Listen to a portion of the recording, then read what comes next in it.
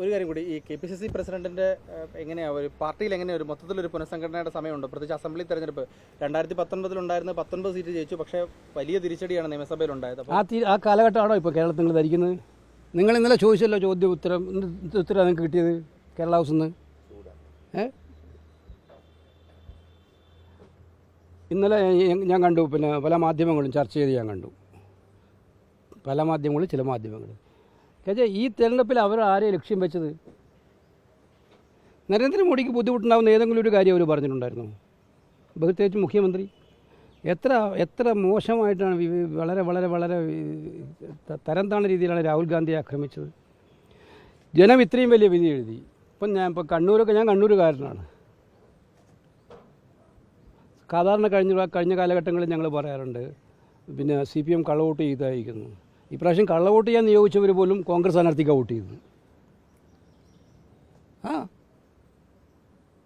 അല്ലെങ്കിൽ ഇത്രയും വലിയ ഭൂരിപക്ഷം ഇപ്പോൾ ധർമ്മടത്തൊക്കെ, എന്നിട്ടും അവർ പാഠം ഉൾക്കൊള്ളുന്നില്ല എന്നുള്ള രീതിയിൽ ധിക്കാരത്തിൻ്റെ ഭാഷയിൽ ഒരു പുരോഹിതൻ, ആ പുരോഹിതൻ എല്ലായ്പ്പോഴും ഇടതുപക്ഷത്തിൻ്റെ ചാവിൽ സംസാരിക്കുന്ന പുരോഹിതനാണ്. അദ്ദേഹത്തെക്കുറിച്ച് പറഞ്ഞത് എന്താണ്?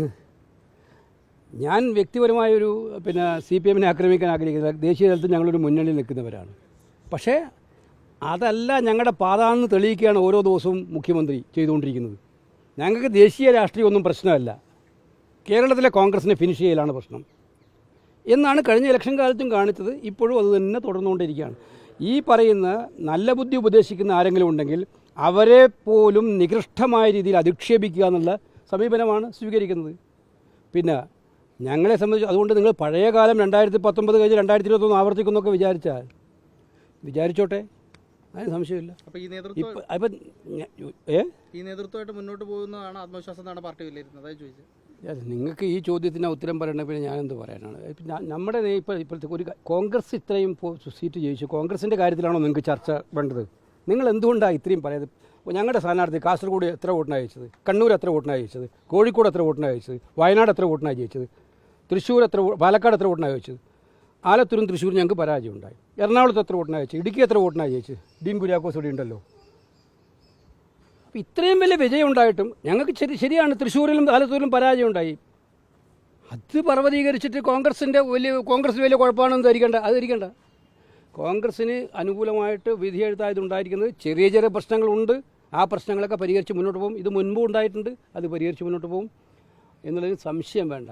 ഞങ്ങളെ സംബന്ധിച്ചിടത്തോളം ദേശീയ തലത്തിലെ മുഖ്യ ശത്രുവായിട്ടുള്ള BJPയെ ശക്തി കുറക്കുക എന്നുള്ളത് തന്നെയായിരിക്കും ഞങ്ങളുടെ പ്രഖ്യാപിത ലക്ഷ്യം.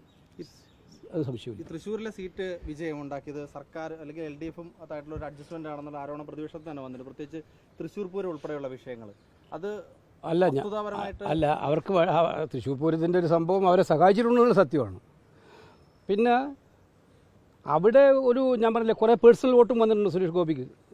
അതില്ലാന്ന് ആർക്കെങ്കിലും പറയാൻ പറ്റുമോ? സുരേഷ് ഗോപി കഴിഞ്ഞ പ്രാവശ്യം തോറ്റു, അതിൻ്റെ ഒരു സിമ്പതി വോട്ട് വർക്ക് ചെയ്തിട്ടുണ്ടെന്നാണ് ഞാൻ മനസ്സിലാക്കുന്നത്. ഇനി ഞങ്ങൾ വിശദമായി വിശകലനം ചെയ്യുന്നുണ്ട് ബൂത്ത് അടിസ്ഥാനത്തിൽ. അപ്പോൾ നമുക്കതിന് ക്ലിയർ പിക്ചർ കിട്ടും എന്താ സംഭവിച്ചത്. അത് കിട്ടിക്കഴിഞ്ഞിട്ട് മാത്രമേ പറയാൻ പറ്റുള്ളൂ. അപ്പോൾ നമുക്ക് ഇന്ന് മതി തൽക്കാലം. ഓക്കെ.